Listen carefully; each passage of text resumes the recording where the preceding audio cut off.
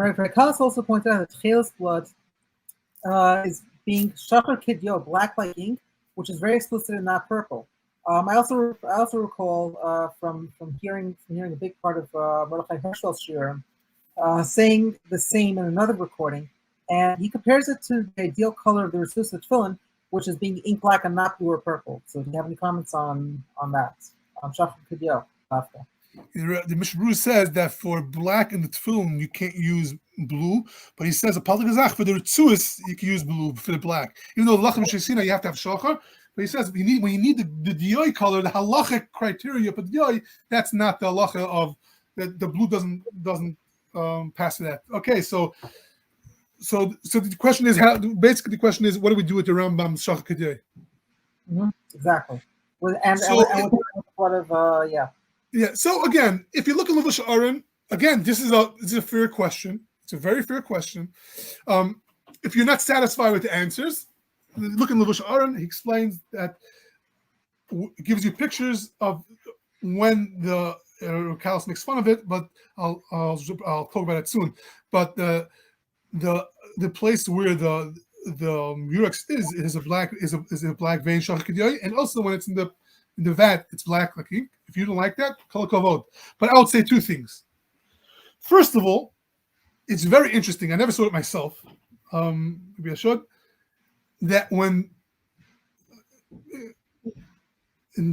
Aristotle speaks about the murex trunculus and the murex grandaris,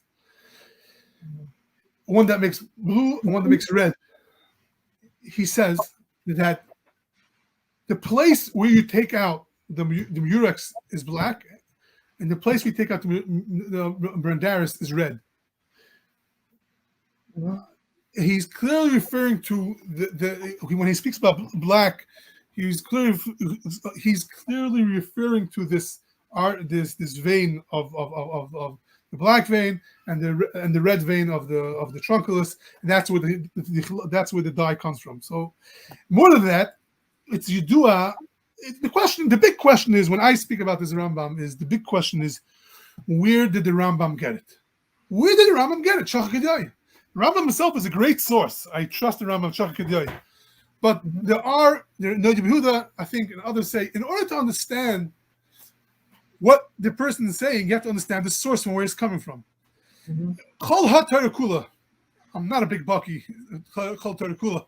But I can tell you, enough people that went through the subject that in Chol Torah Kula, you're not going to find anywhere that the Dam Chilaz in the Shachor KiDyo. It doesn't exist. Right. So what do people do? So the question is, where did the Rambam get it from? Okay, the Rambam had a medrash that got lost.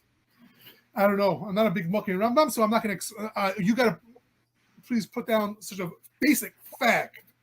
I don't accept that teretz. So for me, the only teretz would be, I think Herzog pointed out, is that when Aristotle speaks about the murex trunculus, he says in the Arabic version, he says that its ink is black. He says that the dye is black like ink. When he speaks about the murex trunculus, this is what he says. These are the words he uses. He uses the Rambam's words to explain murex trunculus.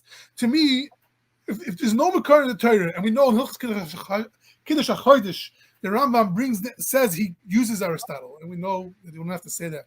It's double pashut. So that would be a raya that the Rambam held the murex is actually the chilaz not chelas, rather than being a kasha. This would be a raya. But we'll leave that to if you don't like it, and that's enough proof for you against all the achronim, all the rishonim, and everything that we bring. So don't put it on. Yes. Very good.